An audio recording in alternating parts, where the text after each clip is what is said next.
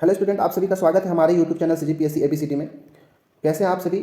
उम्मीद है आप सब बहुत अच्छे से होंगे। आप सभी की तैयारी भी बहुत अच्छे से चल रही होगी। ठीक है, इस वीडियो में हम छत्तीसगढ़ के जो मध्यकालीन इतिहास है उसके 10 क्वेश्चंस हम इसमें उसके बारे में जानेंगे, उनका आंसर जानने की कोशिश करेंगे और उसके बारे में डिटेल अध्ययन करने की कोशिश करेंगे, उनसे संबंधित अन्य फैक्टों को भी जानने की कोशिश करेंगे। तो जैसे ही क्वेश्चन आएगा पहले आप उसको खुद से ट्राई करेंगे, इसके बाद मेरे एक्सप्लेनेशन के द्वारा उस आंसर को जानने की कोशिश करेंगे। यह वीडियो CGPSC या फिर छत्तीसगढ़ के अंदर कोई सा भी जो एग्जाम होने वाला है जहाँ पे इतिहास पूछा जाता है उसके लिए बहुत ही ज़्यादा महत्वपूर्ण होने वाला है, क्योंकि केवल पढ़ना ही जरूरी नहीं होता है। हम जब कुछ पढ़ लेते हैं उसके बाद क्वेश्चंस को लगाना और उन क्वेश्चंस में गलत आंसर को एलिमिनेट करके उसका सही आंसर निकालना बहुत ही ज़्यादा जरूरत होता है, और वह तभी आता है जब हम क्वेश्चन का प्रैक्टिस करते हैं। और अगर इन सभी वीडियो को जो मैं लेकर आ रहा हूँ क्वेश्चन आंसर पैटर्न में, अगर उन सबको अगर ध्यान से देखें तो आपको समझ में आएगा कि आखिर इसको पढ़ना कैसे है। जब कोई हमको ऑप्शन मिलता है तो उन ऑप्शन का भी हमको करेक्ट आंसर हमको उनका पता होना चाहिए। ठीक है, उसके आसपास के जो फैक्ट्स होते हैं उनके बारे में भी हमको जानना चाहिए। ठीक है, तो चलिए हम इस वीडियो को शुरुआत करते हैं। बने रहिए वीडियो में शुरू से लेकर लास्ट तक। चलिए हम क्वेश्चन नंबर 1 की ओर बढ़ते हैं। क्वेश्चन नंबर 1 है कि निम्नलिखित में से कौन सा कथन सही है। इसमें से कौन कौन से कथन सही है हमको पता करना है, फिर उसके बाद हमको ऑप्शन के अकॉर्डिंग हमको चलना है कि कौन सा उसका सही होगा। पहला कि सातवाहन वंश की शक्ति क्षीण होने के बाद वाकाटक वंश ने अपना राज्य स्थापित किया था। दूसरा, वाकाटक वंश का पहला राजा प्रवरसेन प्रथम था। और तीसरा, विंध्य शक्ति प्रवरसेन का पुत्र था। ये 3 ऑप्शन है, इसमें से कौन कौन सा सही है। आप इसका अगर सही आंसर जानते हैं तो आप कमेंट कर सकते हैं और उसके बाद इसका आंसर दे सकते हैं। तो चलिए मैं अब इसका आंसर बताता हूँ। सातवाहन वंश का शक्ति क्षीण होने के बाद वाकाटक वंश ने अपना राज्य स्थापित किया, ये कथन बिल्कुल भी सही है। ठीक है, अभी मैं बाद में एक्सप्लेन करूंगा सारी चीज़ों को, बस अभी देखते हैं कि पहला कथन सही है। जैसे ही सातवाहनों की जो शक्ति क्षीण होने लगी थी हमारे छत्तीसगढ़ वाले दक्षिण कोशल वाले इलाके में, तब उसकी जगह वाकाटक वंश ने अपना राज्य स्थापित किया था, बिल्कुल सही है। दूसरा, वाकाटक वंश का पहला राजा प्रवरसेन था। देखिए छत्तीसगढ़ के अंदर जो स्थापना हुआ था वाकाटक वंश का, उसका जो पहला राजा था वो प्रवरसेन था, वो बिल्कुल सही है। तीसरा, विंध्य शक्ति प्रवरसेन का पुत्र था, ये ऑप्शन जो है बिल्कुल गलत है, क्योंकि विंध्य शक्ति प्रवरसेन का पुत्र नहीं था, बल्कि जो प्रवरसेन था वो विंध्य शक्ति का पुत्र था। इस चीज को हमको याद रखना। ठीक है, ये प्रवरसेन किसका, विंध्य शक्ति का पुत्र था, तो ये अपोजिट दे दिया, इसलिए ये वाला गलत है। इस प्रकार जो पहला और दूसरा ऑप्शन है वो सही होगा और हमारा बी जो होगा बिल्कुल करेक्ट आंसर होगा। चलिए अब हम थोड़ा सा सातवाहन और वाकाटक वंशों के बारे में जानते हैं। देखिए जब मौर्य साम्राज्य का पतन हुआ तो मौर्य साम्राज्य पतन होने के पश्चात दक्षिण कोशल के अंदर, जो कि छत्तीसगढ़ का पुराना नाम दक्षिण कोशल है, तो दक्षिण कोशल के अंदर सातवाहन वंश की स्थापना होती है। ठीक है, तो सातवाहन वंश की जो कार्यकाल था वो लगभग 72 से 200 ईस्वी तक है छत्तीसगढ़ के अंदर। ठीक है ना। अब देखिए ये जो सातवाहन वंश था इसकी जो राजधानी थी, ठीक है, इसकी राजधानी जो थी वो प्रतिष्ठान थी। ठीक है ना, प्रतिष्ठान, ये महाराष्ट्र में पड़ता है, प्रतिष्ठान महाराष्ट्र के अंदर। ठीक है, अब देखिए अब जैसे सातवाहन वंश में कौन कौन से शासक हुए, तो अगर आप पढ़े होंगे सातवाहन वंश तो हम सुने होंगे कुछ नाम, जैसे अपीलक। ठीक है, सातवाहन वंश का एक राजा था अपीलक। अपीलक के बाद अगर और देखना है तो वरदत्तश्री। ठीक है, वरदत्तश्री के बाद एक है वेदश्री। ये सब के सब क्या है, सातवाहन वंश के प्रमुख शासकों में से एक है। ठीक है ना।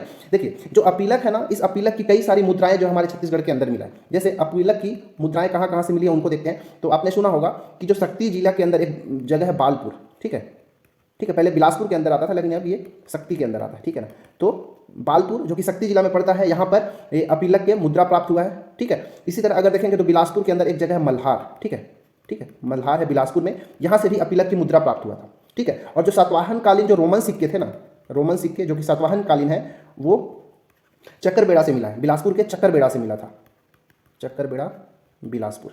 ठीक है, उम्मीद है आपको समझ में आ रहा होगा सातवाहन काल का। देखिए एक चीज और याद रखिए कि जब सातवाहन काल था तो सातवाहन काल के समय मिस्र का एक प्रसिद्ध व्यक्ति था जिसका नाम था टॉलमी। ठीक है, टॉलमी, तो टॉलमी का आगमन भी छत्तीसगढ़ के अंदर सातवाहन वंश के कार्यकाल के दौरान ही हुआ था। ठीक है ना, इतना चीज आपको सातवाहन के बारे में याद रखना। देखिए लेकिन जब ये सातवाहनों का शक्ति क्षीण होता है, ठीक है, तो इन सातवाहनों की शक्ति क्षीण होने के पश्चात छत्तीसगढ़ के अंदर वाकाटक वंश का स्थापना होता है। समझ में आ रहा है क्या बोल रहा हूँ। पहले हमने क्या देखा कि जो मौर्य शासन था, मौर्य शासन की जब शक्ति क्षीण हुई तो सातवाहन वंश का उदय हुआ, और जब सातवाहनों की शक्ति क्षीण हुई तो वाकाटक वंश का स्थापना छत्तीसगढ़ के अंदर हुआ। देखिए वाकाटक का जो 2 तरीके से, जैसे वाकाटक वंश जो है उसकी 2 शाखाएं होंगी। एक तो महाराष्ट्र के साइड होगा, ठीक है, महाराष्ट्र के नागपुर साइड। ठीक है, उसको नंदीवर्धन शाखा कहते हैं। ठीक है, नंदीवर्धन शाखा। ठीक है, और जो छत्तीसगढ़ शाखा जो इसकी है, ठीक, ये जो नंदीवर्धन शाखा है उसकी जो स्थापना किया था वो विंध्य शक्ति नामक किया, नहीं विंध्य शक्ति, जो वाकाटक वंश है उसका जो संस्थापक था उसको देखोगे तो विंध्य शक्ति है। ठीक है, विंध्य शक्ति। विंध्य शक्ति। परंतु छत्तीसगढ़ के अंदर जो वाकाटक है उसका संस्थापन जो है वो प्रवर सेन प्रथम ने किया था, जो कि सेकंड कथन में दिया है। ठीक है, प्रवर सेन प्रथम ने किया था ये। ठीक है, इसलिए पहला जो दूसरा कथन है वो बिल्कुल सही है। तो छत्तीसगढ़ के अंदर वाकाटक वंश का संस्थापक प्रवर सेन प्रथम था। ठीक है, और क्या देखें कि प्रवर सेन किसका पुत्र था? विंध्य शक्ति का पुत्र था। आ रहा समझ में ना? देखिए, जो वाकाटक वंश थे उसके अगर समकालीन अन्य वंशों को देखना है तो गुप्त वंश और नल वंश, ये जो दोनों थे वो वाकाटक वंश के समकालीन थे। एक चीज़ और हमको याद रखना है, कई बार से एग्जाम में पूछा गया है कि वो समुद्रगुप्त का आपने सुना होगा कि प्रयाग प्रशस्ति है, समुद्रगुप्त का। ठीक है, समुद्रगुप्त का प्रयाग प्रशस्ति। ठीक है, यहां पर इसमें क्या लिखा है कि जो समुद्रगुप्त था वो जब दक्षिण विजय के लिए निकला था, दक्षिण विजय के लिए, ठीक है, तो इस दौरान ही वो जो समुद्रगुप्त जो था वो दक्षिण कौशल के राजा महेंद्र सेन, ठीक आपको याद रखना है, महेंद्र सेन, ये महेंद्र सेन भी क्या है? एक वाकाटक वंश का ही शासक है, वाकाटक वंश का ही, छत्तीसगढ़ का जो शाखा है वहां का शासक है। तो जब ये दक्षिण विजय के लिए निकला था तो वाकाटक वंश के शासक महेंद्र सेन को पराजित किया था। वो इसमें जो समुद्रगुप्त का प्रयाग प्रशस्ति है उसके अंदर ये वहां पे मेंशन किया हुआ, लिखा हुआ है। ठीक है, तो इतना चीज आपको हमको याद रखना है। ठीक है, चलिए अब हम क्वेश्चन नंबर 2 की ओर बढ़ते हैं। क्वेश्चन नंबर 2 है कि सुमेलित करना है। ठीक है, हमको बाएं साइड में हमको राजवंश का नाम दिया है और दाहिने साइड उससे संबंधित शासकों का नाम दिया है। हमको मैच करना है कि कौन सा राजवंश से संबंधित कौन सा शासक था। ठीक है, तो चलिए हम इसको मैच करते हैं। जैसे ये राज ऋषि तुल्य वंश, ठीक है, इसका अगर इसको मैच करेंगे तो इसका जो सही आंसर है भीमसेन द्वितीय। ठीक है, तो ये बिल्कुल सही है। राज ऋषि तुल्य वंश का एक शासक जो है भीमसेन द्वितीय है।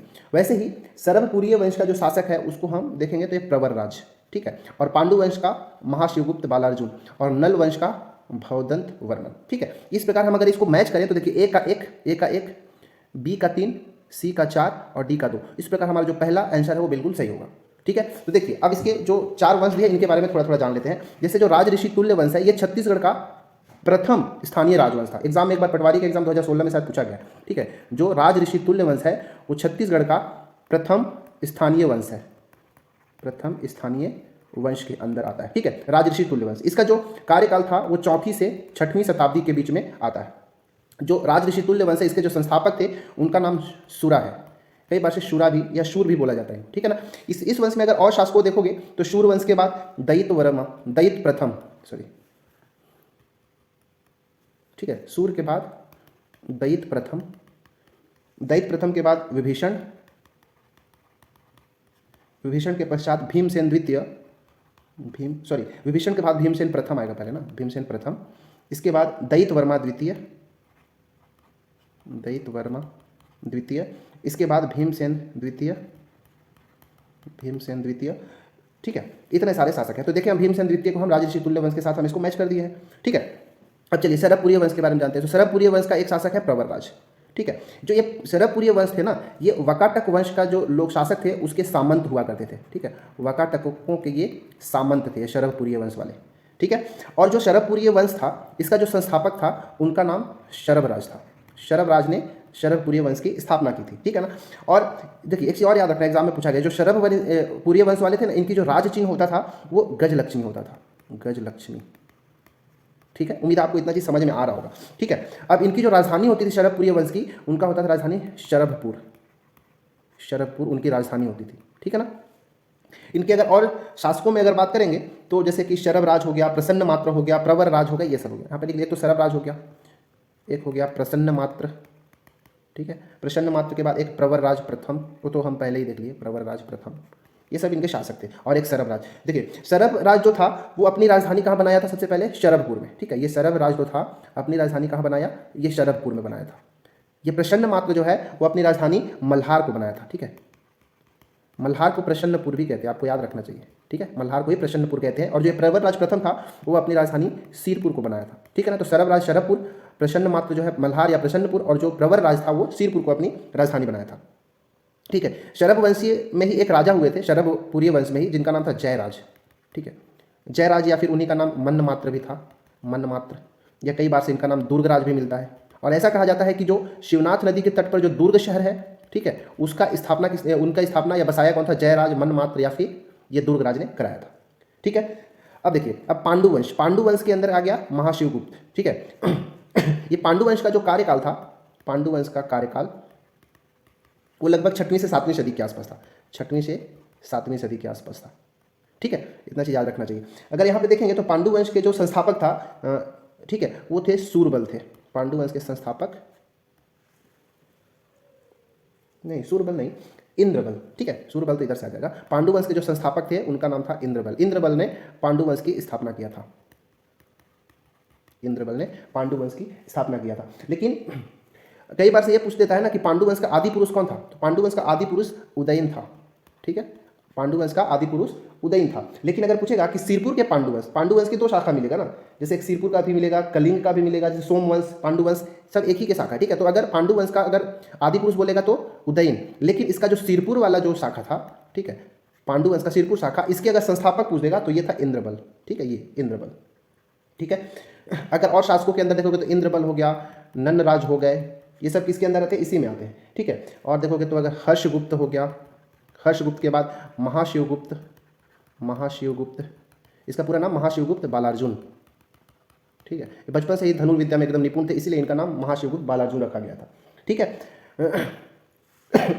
चलिए बाकी हम और आगे नेक्स्ट वीडियो में देखेंगे, मतलब नेक्स्ट क्वेश्चन में आके समझने की कोशिश करेंगे। चलिए क्वेश्चन नंबर हम 3 की ओर बढ़ते हैं। अच्छा, थोड़ा सा अगर ये नल वंश के बारे में अगर आप जानना चाहें तो जान सकते हैं इस नल वंश के बारे में। जो नल वंश है इसका कार्यकाल 4वीं से 12वीं सदी के ईस्वी के आसपास था, 4वीं से 12वीं सदी के आसपास था। इसका जो संस्थापक था नल वंश का, उनका नाम शिशुक था, शिशुक। ठीक है, लेकिन अगर पूछेगा कि छत्तीसगढ़ के अंदर जो वास्तविक नल वंश के वास्तविक संस्थापक थे वो कौन थे, तो वराहराज। ठीक है, वराहराज, वराहराज जो थे वो नल वंश का वास्तविक संस्थापक था, और इनकी राजधानी जो होती थी वो पुष्करी। ठीक है, पुष्करी या फिर इसी को कोरापुट, पुष्करी या फिर कोरापुट, ये उनकी राजधानी होती थी। ठीक है, और अगर शासकों के अंदर देखेंगे तो वराहराज हो गए, वराहराज के बाद भवदत्त वर्मन, भवदत्त वर्मन। ठीक है, भवदत्त वर्मन के बाद अर्थपति भट्टारक, अर्थपति भट्टारक, स्कंद वर्मन। ठीक है, ये सब के सब नल वंश के शासक है। तो जैसे यहाँ मैच करने के लिए दिया ना, ऐसे ही इन सब के लिए मैच करने के लिए पूछता है, तो आपको ये सब याद होना चाहिए। ठीक है ना, देखिए जो वराहराज है, ठीक है, ये वराहराज, इनका ना 29 स्वर्ण सिक्के प्राप्त हुए थे कोंडागांव से। ठीक है, कोंडागांव का एक जगह है अड़ेंगा ग्राम। ठीक है, अड़ेंगा ग्राम से ही ये जो वराहराज के 29 स्वर्ण सिक्के प्राप्त हुए थे। ठीक है, भवदत्त वर्मन के भी प्राप्त हुआ है एक सिक्का, और अर्थपति भट्टारक के भी 2 सिक्के प्राप्त हुए थे, ये इसी जगह से। ठीक है ना, इसी वंश में, नल वंश के अंदर एक और शासक है व्याघराज, व्याघराज। ठीक है, तो जो समुद्रगुप्त जब दक्षिणापथ विजय पर आए थे, जैसे इससे पहले भी हमने देखा था कि उन्होंने महेंद्र सेन को हराया था वाकाटक वंश के, तो जब समुद्रगुप्त दक्षिण विजय के लिए निकले थे तो जो नल वंशीय शासक व्याघराज है इनको भी ये पराजित किए थे। ठीक है, इसलिए फिर समुद्रगुप्त ने व्याघ्रहंता का उपाधि धारण किया था, व्याघ्रहंता। ठीक है ना, याद रखना है आपको। और जो अर्थपति भट्टारक है, ये इनका एक केसरी बेड़ा अभिलेख है, याद रखना है, केसरी बेड़ा अभिलेख। ठीक है, ये ओडिशा से प्राप्त हुआ है। और स्कंद वर्मन का पोड़ागढ़ अभिलेख, पोड़ागढ़ अभिलेख। ठीक है, या पोड़ागढ़ शिलालेख, शिलालेख। ठीक है, इतना चीज़ आपको याद रखना है। चलिए अब क्वेश्चन नंबर हम 3 की ओर बढ़ते हैं।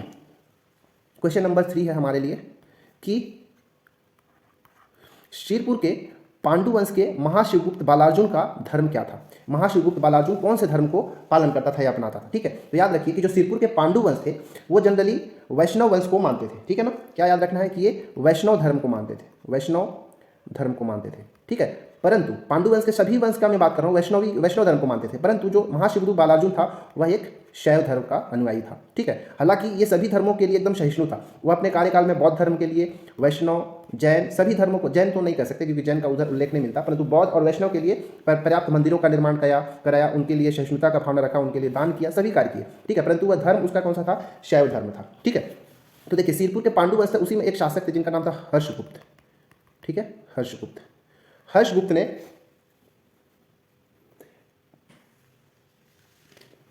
मगध के मौखरी वंश की एक, देखिए हर्षगुप्त था एक मगध साम्राज्य के समय एक मौखरी वंश था। ठीक है, मौखरी वंश। ठीक है, इस मौखरी वंश के राजा थे जिसका नाम था सूर्यवर्मा, सूर्यवर्मा। इस सूर्यवर्मा की एक पुत्री थी जिनका नाम था रानी वास्टा। ठीक है, रानी वास्टा। ये हर्षगुप्त जो कि पांडु वंश, शिरपुर के पांडु वंश के हैं, ये रानी वास्टा से शादी करते हैं, विवाह करते हैं। ठीक है, तो हर्षगुप्त और रानी वास्टा के से ही एक संतान होता है जिसका नाम क्या होता है, महाशिवगुप्त बालार्जुन। ठीक है ना, महाशिवगुप्त बालार्जुन। अब जो महाशिवगुप्त बालार्जुन का जो कार्यकाल है ना उसको छत्तीसगढ़ का स्वर्णकाल कहा जाता है, याद रखिएगा, छत्तीसगढ़ का स्वर्णकाल। यदि आपसे पूछे कि छत्तीसगढ़ में मंदिर निर्माण का स्वर्णकाल का कौन सा वंश था, तो आपको हेडिंग डालना है पांडु वंश। पांडु वंश के अंदर बहुत सारे निर्माण कार्य हुए, मंदिर निर्माण का कार्य हुआ, इसलिए छत्तीसगढ़ में मंदिर निर्माण का जो स्वर्णकाल पांडु वंश के अंदर है, ठीक है। और छत्तीसगढ़ का अगर स्वर्णकाल बोला जाए तो वो महाशिवगुप्त बालार्जुन का मानना, ठीक है। तो ये जो रानी वास्टा है, हर्षगुप्त की जब मृत्यु हो जाती है तो मृत्यु के पश्चात रानी वास्टा महाशिवगुप्त बालार्जुन से एक आग्रह करती है कि सिरपुर में एक मंदिर का निर्माण कराना है, ठीक है। सिरपुर के अंदर एक मंदिर का निर्माण कराना है जिसका नाम होगा लक्ष्मण मंदिर, ठीक है। तो रानी वास्ता हर्षगुप्त की याद में एक लक्ष्मण मंदिर बनाया था। लक्ष्मण मंदिर भगवान लक्ष्मण का नहीं, याद रखना, यह एक विष्णु मंदिर है, ठीक है। तो रानी वास्ता महाशिवगुप्त को कहकर लक्ष्मण मंदिर का निर्माण कहाँ करवाती हैं? सिरपुर के अंदर करवाती हैं, ठीक है। यह नागर शैली का एक प्रमुख उदाहरण है, ठीक है। नागर शैली, ये नागर शैली में ये मंदिर बना हुआ है और ये लाल ईंटों से बना हुआ है, ये सब याद रखना आपको, लाल ईंटों से ये सब बना हुआ है, ठीक है। ये भगवान विष्णु का मंदिर है। देखिए जो लक्ष्मण मंदिर है इसके अंदर जो प्रशस्ति की रचना हुई है, ठीक है, रचना प्रशस्ति जो लिखा है, ठीक है, वो ईशान कवि के द्वारा लिखा गया, या कवि ईशान के द्वारा लिखा गया। उम्मीद है इतना सारा चीज़ आपको समझ में आया होगा। देखिए अब मैंने कहा कि महाशिवगुप्त बालार्जुन जो है ये था तो शैव धर्म के, लेकिन ये बौद्ध और वैष्णव धर्म के लिए भी कई निर्माण कार्य किए, ठीक है। जैसे अगर मैं बौद्ध की बात करूं तो शिरपुर के अंदर ही बौद्ध विहार का निर्माण करवाया, ठीक है। शिरपुर के अंदर बौद्ध विहार का निर्माण कराया इन्होंने, ठीक है। वैसे ही अगर देखोगे तो लक्ष्मण मंदिर का निर्माण किया जो कि भगवान विष्णु का मंदिर है, तो एक वैष्णव धर्म के लिए भी इन्होंने कार्य किया, ठीक है। शैव धर्म की अगर बात करें तो सिरपुर में ही एक गंधेश्वर महादेव का मंदिर का स्थापना कराया था इन्होंने, गंधेश्वर महादेव का मंदिर का स्थापना सिरपुर में कराया था इन्होंने, ठीक है। जैसे कि और एक देखना है तो पल्लारी में, सिरपुर के आसपास कई जगह है, पल्लारी में सिद्धेश्वर महादेव का मंदिर भी स्थापना कराया था, सिद्धेश्वर महादेव का मंदिर, ठीक है। तो ये गंधेश्वर महादेव मंदिर, सिद्धेश्वर महादेव मंदिर, ये दोनों शैव धर्म भगवान शिव को समर्पित है, ठीक है। एक लास्ट चीज आपको याद रखना है कि महाशिवगुप्त बालार्जुन के कार्यकाल में ही 639 ईस्वी में जो चीनी यात्री था वेनसांग, ठीक है, वेनसांग, वो छत्तीसगढ़ की यात्रा की। छत्तीसगढ़ में भी कहाँ कहाँ? तो सिरपुर और मल्हार की यात्रा किया था उसने, याद रखना है आपको। और जो वेनसांग है इनकी रचना का नाम क्या था? वेनसांग की रचना का नाम क्या है पता है ना? CU की, ठीक है। और इस CU की जो पुस्तक है इसी के अंदर जो वेनसांग ने छत्तीसगढ़ का नाम किया सलो के नाम से यूज़ किया है, किया सलो, जो ऐसा मैच होता है जैसे कौशल, ठीक है ना। तो इतना चीज़ आपको महाशिवगुप्त बालार्जुन के बारे में याद रखना है, ठीक है। चलिए अब नेक्स्ट क्वेश्चन की ओर बढ़ते हैं, क्वेश्चन नंबर अपना 4। क्वेश्चन नंबर 4 है, खरौद के लखनेश्वर मंदिर में किस शासक का उल्लेख प्राप्त होता है, ठीक है ना। खरौद के लक्ष्मणेश्वर मंदिर में किस शासक का उल्लेख मिलता है, ठीक है, हमको ये चीज़ बताना है।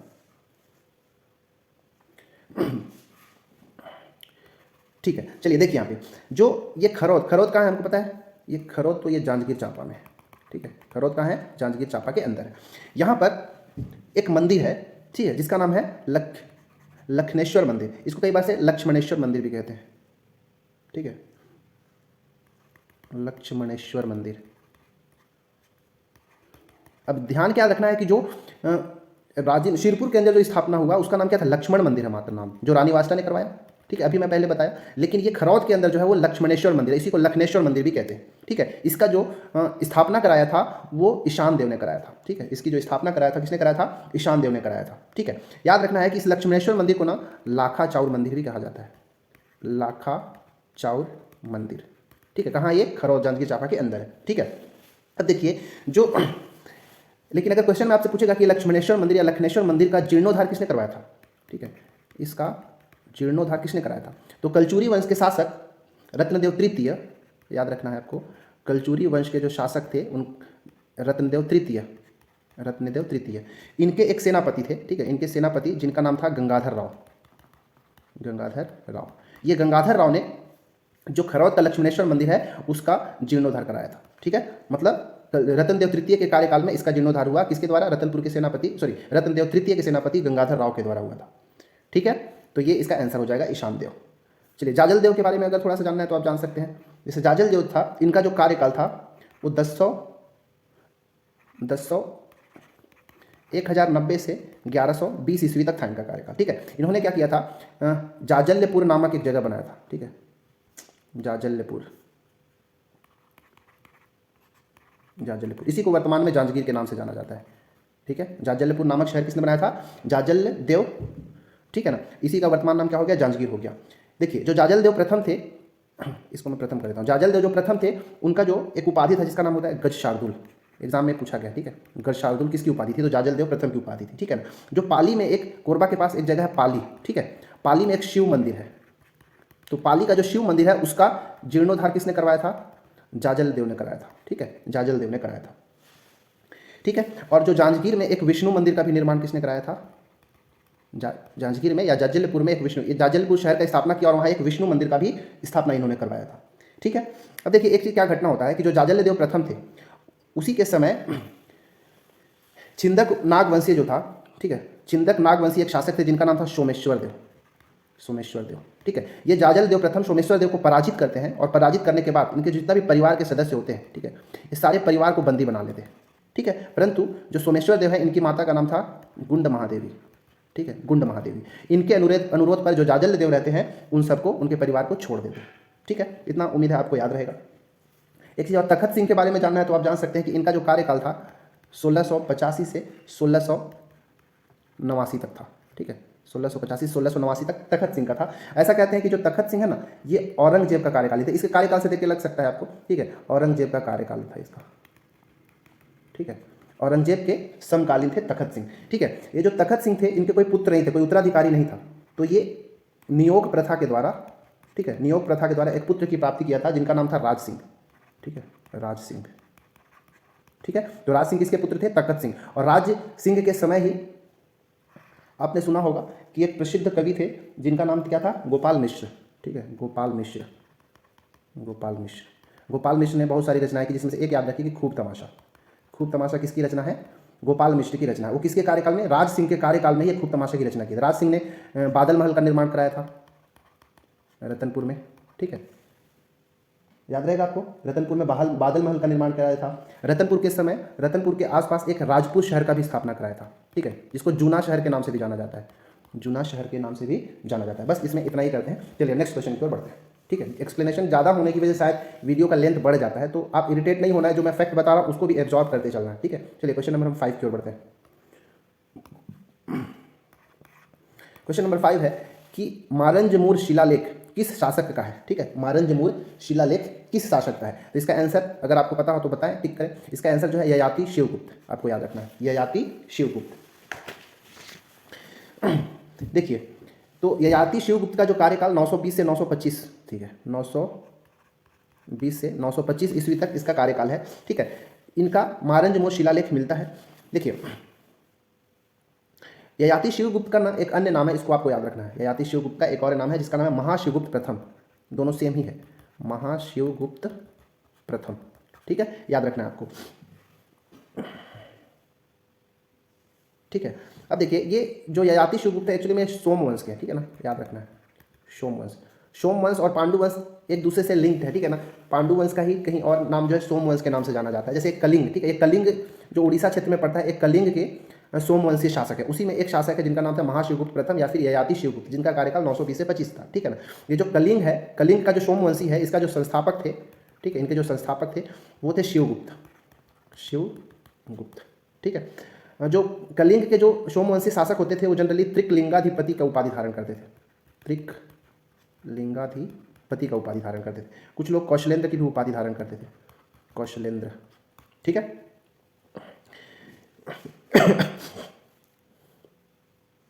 ये जो ययाति शिवगुप्त है, ययाति शिवगुप्त, ये एक चेदी नरेश जो होते हैं, चेदी नरेश, ठीक है, जिनका नाम था दुर्गराज। तो ययाति शिवगुप्त ये चेदी नरेश दुर्गराज को पराजित करते हैं और ओडिशा का जो क्षेत्र रहता है उनको अपने में मिला लेते हैं, याद रखना। तो ययाति शिवगुप्त या फिर महाशिवगुप्त प्रथम ने ही चेदी नरेश दुर्गराज को भी पराजित किया था, इतना चीज़ आपको याद रखना है, ठीक है। ये कलिंग के जो सोमवंशी शासक है, इनका जो कार्य क्षेत्र होता था या शासन क्षेत्र वो होता था कौशल, कलिंग या उत्कल, इस आसपास का जो क्षेत्र होता था यहाँ पे उनका शासक होता था, ठीक है। और जो महाभवगुप्त चतुर्थ है, ठीक है, इसका अन्य नाम भी है एक जिसको आप याद रख सकते हैं, उद्योत केशरी, उद्योत केशरी। चलिए नेक्स्ट क्वेश्चन की ओर बढ़ते हैं। इस क्वेश्चन के लिए इतना ही पर्याप्त है, ठीक है। चलिए क्वेश्चन नंबर 6 को हम देखते हैं। क्वेश्चन नंबर 6 है कि एक कलचुरी नरेश कौशल के सोमवंशी शासक से पाली जीता था वह कलचुरी शासक कौन था? तो इसका सही आंसर है शंकरगढ़ द्वितीय मुग्धतुंग। ठीक है, इन्होंने कौशल के जो सोमवंशी थे उससे पाली क्षेत्र को जीत लिया था। ठीक है, जैसे अगर देखिए ये कलचुरी शासक थे जिनका नाम था कोकल प्रथम। ठीक है, ये कलचुरी वंश का थोड़ा हिस्ट्री जान लेते हैं कि कैसे छत्तीसगढ़ के अंदर कलचुरी वंश की स्थापना हुई थी। तो एक शासक थे कलचुरी वंश के जिसका नाम था कोकल प्रथम। ठीक है, कोकल प्रथम का एक पुत्र हुए जिनका नाम था ये शंकरगढ़ द्वितीय मुग्धतुंग। ठीक है, मैं यहाँ पे लिख रहा हूँ, ये सीक्वेंस को आपको याद रखना, शंकरगढ़ द्वितीय मुग्धतुंग। ठीक है, इसके पुत्र कोकल प्रथम के पुत्र शंकरगढ़ द्वितीय मुग्धतुंग हुए। ठीक है, ये 900 ईस्वी में, ये जो शंकरगढ़ द्वितीय हैं ये 900 ईस्वी में कलचुरी शासक बनते हैं। ठीक है, गद्दी पर बैठते हैं कलचुरी के। ठीक है, और साम्राज्य विस्तार के उद्देश्य से जो बाणवंशीय शासक होते हैं, ठीक है, बाणवंशीय शासक, ठीक है, कई जगह बाणवंशीय शासक मिलता है, कई जगह सोमवंशीय शासक मिलता है। ठीक है, तो इस क्वेश्चन के अकॉर्डिंग तो सोमवंश बोला है, तो हम ये मान के चलेंगे कि जो शंकरगढ़ द्वितीय हैं वो सोमवंशीय शासकों पर आक्रमण करते हैं, और जो कोरबा के पाली वाला जो क्षेत्र है, ठीक है, उसको कौन करता है? ये शंकरगढ़ द्वितीय जो है वो जीत लेते हैं। ठीक है, जीतने के बाद खुद तो राज नहीं करते, लेकिन उनके साथ जो कार्य करने वाले उनके भाई रहते हैं, ठीक है, या रिश्तेदार होते हैं, उनको वो ये पाली क्षेत्र दे दिया जाता है। ठीक है, और शासन वहाँ पे चल रहा होता है। ठीक है ना, लेकिन जब बाद में ये जो पाली क्षेत्र जो कि किसके अधीन में, कलचुरी के अधीन आ चुका था, सोमवंशियों ने फिर से इस पे आक्रमण, पाली क्षेत्र पर आक्रमण करते हैं और वापस ले लेते हैं। ठीक है ना, ये प्रोसेस हुआ, लेकिन बाद में आया कौन? कोकल द्वितीय। ठीक है, कोकल द्वितीय, कोकल द्वितीय के एक पुत्र हुए जिनका नाम था कलिंगराज। ठीक है, कलिंगराज। ठीक है, कोकल द्वितीय ने अपने पुत्र कलिंगराज को इस क्षेत्र पर, पाली क्षेत्र पर, या फिर बोल सकते हो कि दक्षिण कौशल पर, मैं यहाँ पे ऐसे दक्षिण कौशल बना देता हूँ। ठीक है, दक्षिण कौशल, ये कोकल द्वितीय ने कलिंगराज को दक्षिण कौशल पर आक्रमण करने का आदेश देते हैं। ठीक है, और आदेश देते ही ये कलिंगराज इस क्षेत्र को जीत लेते हैं। ठीक है, पाली क्षेत्र को जीत लेते हैं। जीतने के पश्चात क्या करते हैं, वो वहाँ पे शासन करना प्रारंभ कर देते हैं। तो इस प्रकार कह सकते हैं कि जो छत्तीसगढ़ में जो कलचुरी वंश के संस्थापक कौन थे? ठीक है, लिख देता हूँ, छत्तीसगढ़ में कलचुरी वंश के संस्थापक कौन थे? कलिंगराज। ठीक है, कलिंगराज। ये 1000 ईस्वी में आक्रमण करते हैं, और जो तुमान होता है, ठीक है ना, पाली क्षेत्र के पास ये तुमान, इस तुमान को अपना राजधानी बनाते हैं। तो तुमान जो है छत्तीसगढ़ के अंदर कलचुरियों की प्रथम राजधानी होती है। इतना चीज़ आपको याद रखना। ठीक है, चलिए हम नेक्स्ट क्वेश्चन की ओर बढ़ते हैं, क्वेश्चन नंबर 7 की ओर। उम्मीद है आपको बहुत अच्छे से समझ में आ रहा होगा। ठीक है, क्वेश्चन नंबर हम 7 की ओर बढ़ते हैं। ठीक है, कौन से कलचुरी राजा ने छत्तीसगढ़ में सोने के सिक्के चलाए थे? ठीक है, सोने के सिक्के चलाने वाले कलचुरी राजा कौन थे? पृथ्वीदेव प्रथम, जाजलदेव द्वितीय, जाजलदेव प्रथम, या फिर प्रतापमल, ये कौन थे? ठीक है, तो इसका जो सही आंसर है जाजलदेव। ठीक है, जाजलदेव प्रथम ने ही छत्तीसगढ़ में सोने के सिक्के चलाए थे। ठीक है, मतलब पहली बार स्वर्ण सिक्के अगर चलाने की बात करोगे छत्तीसगढ़ के अंदर, ठीक है, पहली बार स्वर्ण सिक्का तो कौन थे? वो जाजलदेव प्रथम थे। इन्होंने ही स्वर्ण सिक्का पहली बार चलाया था। ठीक है, ये जो सिक्का होता था इनका, ठीक है, इस सिक्के के ऊपर लिखा होता था कुछ, जैसे कि लिखा होता था श्रीमज्जा जलदेव। ठीक है, श्रीमज्जा जाजलदेव लिखा होता था इसके ऊपर, या साथ ही साथ गज शार्दुल भी लिखा होता था, गज शार्दुल। ठीक है ना, पृथ्वीदेव द्वितीय ये भी एक कलचुरी शासक है। ठीक है, इनके बारे में अगर जानना है तो जैसे कि आपने सुना होगा, अगर हिस्ट्री पढ़ा होगा, तो कि एक नल वंशीय शासक जो विलासतुंग थे, नल वंशीय शासक जिसका नाम था विलासतुंग। ठीक है, इस विलासतुंग ने राजिम में, ठीक है, जैसे राजिम में एक मंदिर बनवाया था जिसका नाम है राजीव लोचन मंदिर, बहुत ही फेमस मंदिर है राजीव लोचन मंदिर। ठीक है, ये कहाँ है? राजिम के अंदर है। किसने बनवाया था? तो नल वंशीय शासक विलासतुंग ने राजिम के अंदर राजीव लोचन मंदिर बनवाया था। तो पृथ्वीदेव द्वितीय के एक सेनापति थे, ठीक है, जिनका नाम था जगतपाल। तो ये राजिम का, राजीव लोचन मंदिर का जीर्णोद्धार कार्य किसने किया था? जगतपाल ने किया था। किसके सेनापति थे? पृथ्वीदेव द्वितीय के सेनापति थे। ठीक है, जैसे कि रतनपुर का जो किला है उसका निर्माण भी पृथ्वीदेव द्वितीय ने ही किया था। ठीक है, रतनपुर किले का निर्माण पृथ्वीदेव द्वितीय ने किया था। रतनपुर के इस किले को ना गज किला के नाम से जाना जाता है। ठीक है, गज किला के अंदर, इस किला के अंदर रावण की एक सिर काटने वाला प्रतिमा है। ठीक है, रावण की एक मूर्ति है जिसमें वह अपने हाथ से खुद अपना सिर काट रहा होता है। ठीक है, इन्होंने कई निर्माण काम किया, जैसे कि रतनपुर में खड़ग तालाब का निर्माण करवाया। ठीक है, खड़ग तालाब का निर्माण कराया, खारंग झील का निर्माण कराया, खारंग झील। ठीक है, ये पृथ्वीदेव द्वितीय के एक सामंत थे जिनका नाम था वल्लभराज।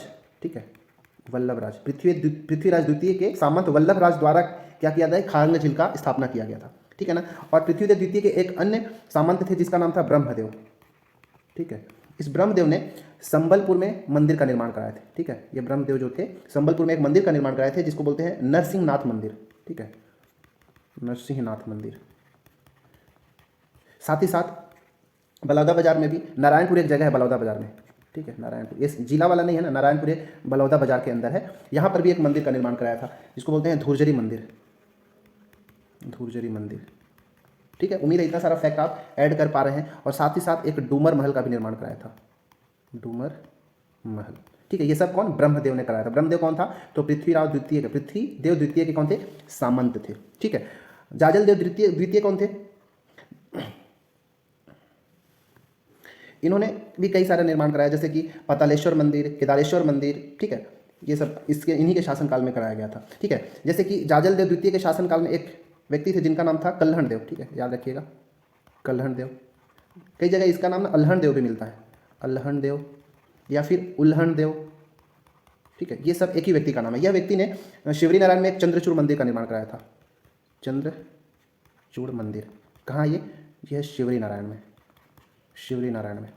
ठीक है, इन्हीं के समय एक और आदमी था जिसका नाम था सोमराज। ठीक है, सोमराज नामक एक ब्राह्मण थे, सोमराज एक ब्राह्मण थे। इन्होंने पातालेश्वर मंदिर, केदारेश्वर मंदिर का निर्माण कराया था। ठीक है, ये कहाँ है? तो सब मल्हार के अंदर है। ठीक है, और एक प्रतापमल क्या है? प्रतापमल जो है ये पहले ऐसे थे जो तांबे के गोल और षटकोणीय सिक्का चलाए थे। ठीक है ना, तांबे का सिक्का चलाए थे प्रतापमल में, जो कैसा होता था?